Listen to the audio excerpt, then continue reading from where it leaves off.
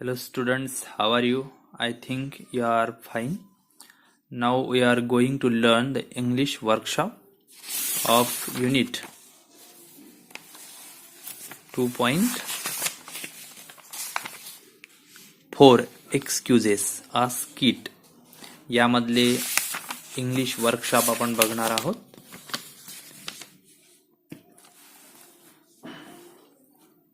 सुरुवात करू आता इंग्लिश वर्कशॉपला. English workshop 1. Complete the following by inserting the correct words from the skit.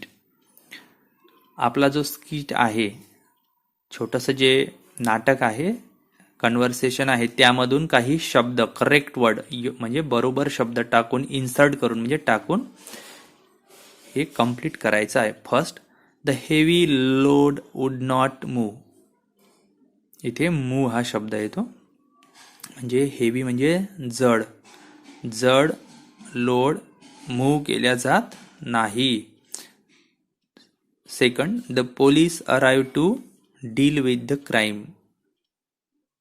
3. My friend offered me to eat chocolates in the classroom.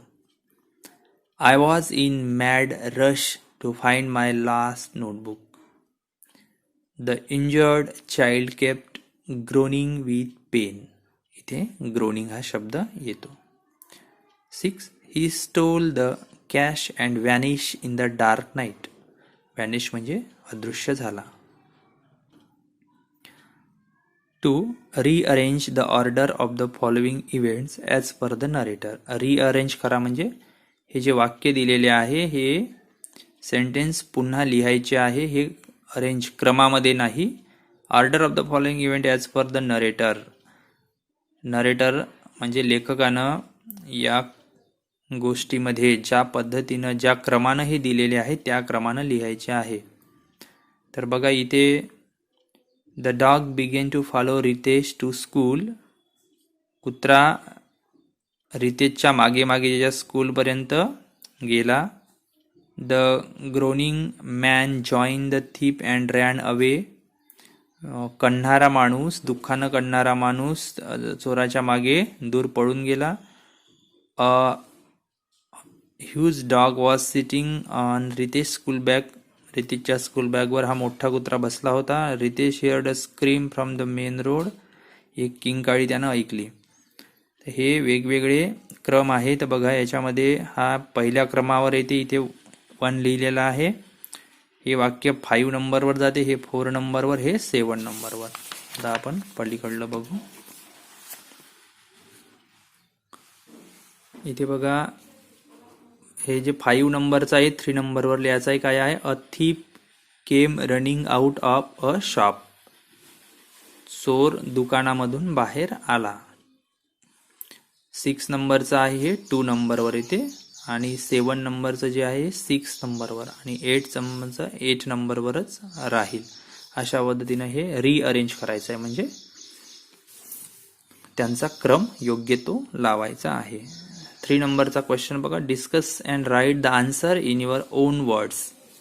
चर्चा करा, discuss करा आणि लिहा. काय लिहा? आन्सर युअर ओन वर्ड, म्हणजे तुमच्या शब्दात उत्तरं लिहायचे आहे. फर्स्ट क्वेश्चन आहे, where the excuses given by Ritesh for his late arrival true. Ritesh स्वतःच्या उशिरा येण्यामागे जे एक्सक्युजेस देतो, कारण देतो, ते बरोबर आहे का? खरे आहे का? Give reason for your response.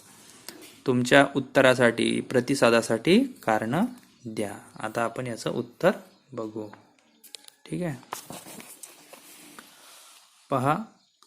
पहिलं क्वेश्चन 3 मधलं पहा. The excuses given by Ritesh for his late arrival were not true. Following incidents tell us that excuses were not true. The man lying and groaning with pain on the pavement started running with thief. हे खोटं असण्यामागचं पहिलं कारण कसं लक्षात येते आपल्याला, की हा अतिशय विवळत होता आणि त्याला जखम झालेली होती आणि लगेच तो चोराच्या मागं पळायला लागला रस्त्यावरून. तर हे त्याचं खोटं ठरवते. His description of the dog given in 2 places is different. आणि दोन्ही ठिकाणी जे त्यानं कुत्र्याचं वर्णन केलं ते वेगवेगळं आहे. एका ठिकाणी म्हणत होता तो की कुत्रा हा खूप मोठा होता आणि दुसऱ्यांदा म्हणतो की तो पपी होता, लहान होता.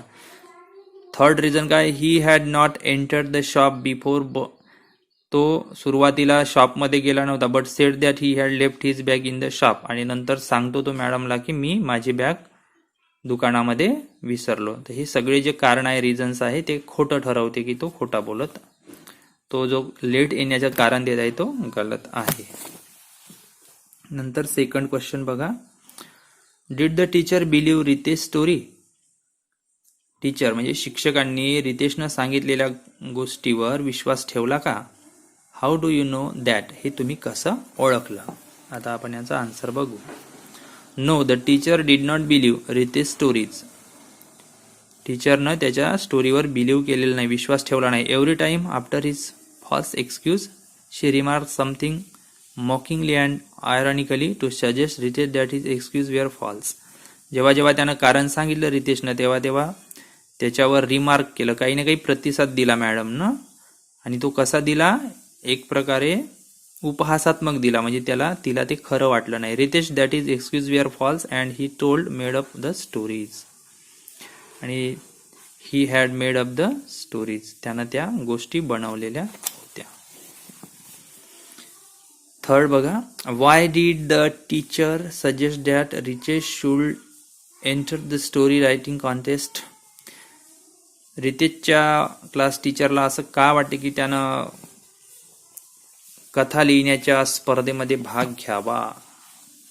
याचं उत्तर बघा. The teacher suggested that Ritesh should enter the story writing contest because, कारण she wanted to bring to his notice that whatever excuse he had made were false. तर तिला असं सुचवायचं आहे रितेशला की तू जे काही कारण सांगितले उशीर येण्याचे ते सगळे खोटे आहे. अँड शी न्यू इट, आणि तिला ती माहीत आहे की तू खोटं बोलत आहे. So teasingly she suggest him to enter the story writing contest, आणि म्हणून ते उपहास करून त्याला म्हणते की तू चांगली कथा बनवू शकतो, तू कथा लिहिण्याच्या स्पर्धेत भाग घेतला पाहिजे. लास्ट आहे fourth question. What according to you is the best way to correct children who are regularly late to school? तुमच्या मते असा कोणता मार्ग आहे किंवा असं कोणतं उत्तर आहे की जे विद्यार्थ्यांना रेग्युलर शाळेमध्ये आणण्यासाठी उपयोगात आणल्या जाऊ शकते? इथे बघू आपण.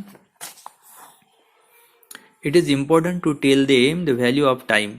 जे मुलं शाळेत उशिरा येतात त्यांना हे सांगणं महत्त्वाचं आहे, वेळेचं किती महत्त्व आहे जीवनात. Teacher should tell their parents, आणि टीचरनं त्यांच्या पालकांना बोलावून हे सांगितलं पाहिजे. And ask their reason of late coming, आणि त्यांचे मुलं उशिरा काय येतात यांचं कारण सुद्धा त्यांच्या पालकांना विचारलं पाहिजे.